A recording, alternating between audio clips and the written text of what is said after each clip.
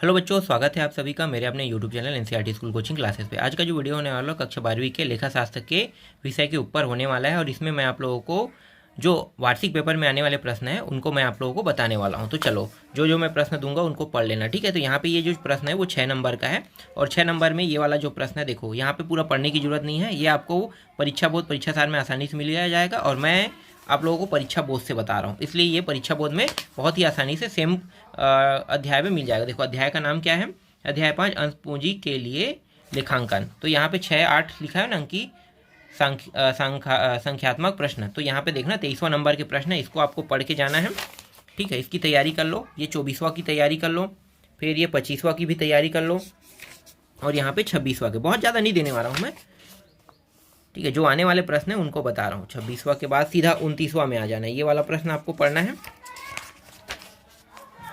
फिर ये 30वां को पढ़ना है और ये 31वां को, ठीक है। 6-7 प्रश्न हो गया। और कौन सा पढ़ना है, हाँ, और ये वाला पढ़ना है, ठीक है। ये हो गया।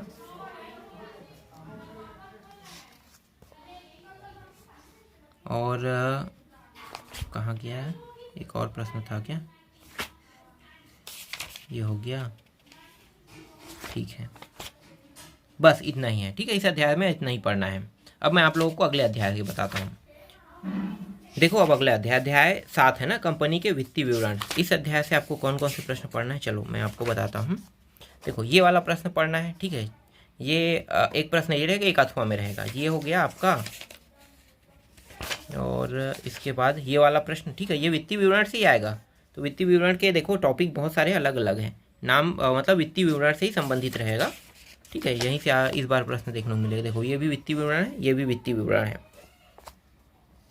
और चालू अनुपात वाला नहीं है, ये छोड़ सकते हो, इतना इम्पोर्टेंट नहीं है। फिर ये वाला, ठीक है, और ये वाला देखो वित्तीय विवरण से है, ये सभी प्रश्न ये भी है, ठीक है। ये प्रश्न एक हो गया। अब अथवा में देखने वाला भी बता देता हूँ, ठीक है। अथवा में आपको कौन कौन से प्रश्न देखने को मिल सकता है, जैसे कि अथवा में ये वाला प्रश्न है, 2 प्रश्न आएगा। अगर आप अथवा को पढ़ना चाहते हो अथवा को पढ़ लो, या फिर इसको पढ़ना चाहते हो तो इसको भी पढ़ लो, है ना। तो दोनों में से एक को पढ़ना है। तो ये पहला प्रश्न हो गया, दूसरा छोड़ दो, तीसरा छोड़ दो, चौथा, हाँ ये चौथा प्रश्न देखना है, ठीक है, उस अध्याय का। चौथा के बाद ये 5वां प्रश्न, 6वां छोड़ दो। इसमें 3 टाइप के प्रश्न हैं। इसके बाद ये 8वां प्रश्न, 9वां, 2 प्रश्न छोटे छोटे खंड करके आ सकते हैं, इसके लिए ये आएगा नहीं, ये जो बता रहे हैं ये आएगा नहीं। इसको देखना चाहो तो देख सकते हो, ये छोटे प्रश्न हैं, इसके चांसेस बहुत कम है ना। ये वाला प्रश्न, ठीक है, ये दोनों हैं 13वां 14वां, इनके चांसेस बहुत कम रहेगा। 17वां और ये रहा एक 19वां प्रश्न, ठीक है, ये इसके चांसेस ज़्यादा, ये 6 नंबर का प्रश्न है। तो मैंने बता दिया ना, ज़्यादातर प्रश्न जो है वो शुरू में जो बताया हूँ 8-9 प्रश्न वही आएगा। संख्यात्मक को अगर पढ़ने का मन होगा तो पढ़ लेना, नहीं होगा तो छोड़ देना, क्योंकि अथवा में आपको एक प्रश्न देखने को मिलेगा और वो भी कम चांस है संख्यात्मक का इसमें, है ना। चलो अब अगले अध्याय की ओर चलते हैं। देखो अब ये अध्याय 8 जो है रोकड़ प्रवाह वाला है ना, तो इसमें देखना है। तो यहाँ पे देखो रोकड़ वाला ये वाला प्रश्न है, रोकड़ से संबंधित प्रश्न है इस बार यहाँ पे देखने को मिलेगा। ये रोकड़ वाला हो गया दूसरा, और रोकड़ से ही रोकड़ प्रवाह विवरण ये भी है ना। यहाँ पे 2 प्रश्न आएगा, 2 प्रश्न मतलब एक प्रश्न जो है इस तरीके का प्रश्न रहेगा और एक संख्यात्मक रहेगा, 2 टाइप के प्रश्न हैं। तो 8 नंबर के प्रश्न आएगा इस अध्याय से। तो ये वाला प्रश्न हो गया और ये रोकड़ प्रवाह वाला, ठीक है, के प्रकार वाला लिखिए। 10वां प्रश्न, 10वां के बाद ये देखो रोकड़ प्रवाह वाला ये वाला प्रश्न हो गया और ये वाला हो गया, ठीक है, ये हो गया। ये आसानी से परीक्षा बोर्ड परीक्षा सार में मिल जाएगा।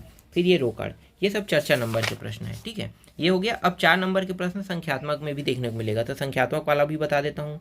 एक ये हो गया, एक इसको देखना है, ठीक है, दूसरा इसको भी पढ़ना है, दूसरा।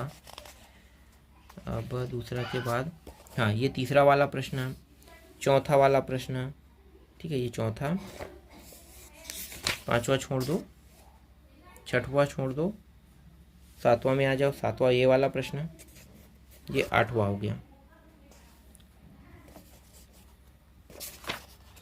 8वां और है क्या यहाँ पे 9वां नहीं है, बस इसमें इतना ही पढ़ना है। ठीक है, चलो अब अगले अध्याय के प्रश्नों को देखते हैं।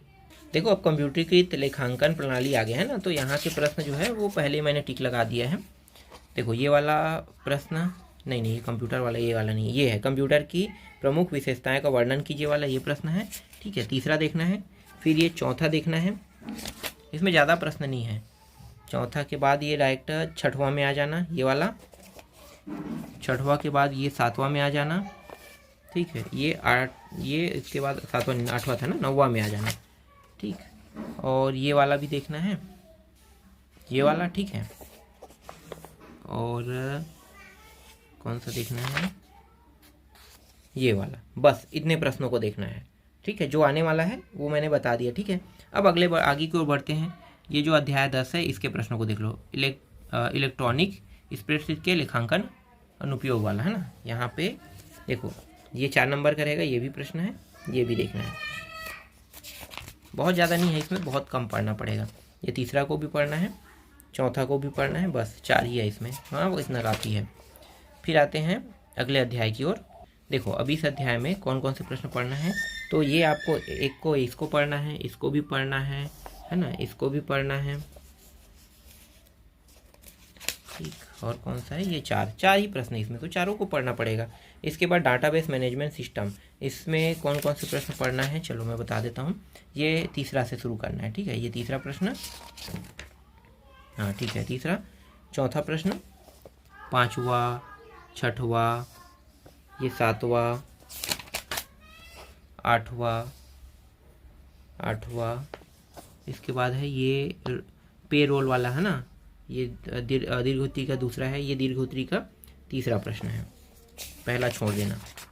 ठीक, वो तो गया क्या, और है क्या, हाँ बस इतना ही है। तो देखो इस तरीके से 4 नंबर, 5 नंबर, 8 नंबर जितने भी प्रश्न थे ना उन सबको मैंने बता दिए। बस अब आप लोग अच्छे से तैयारी करना।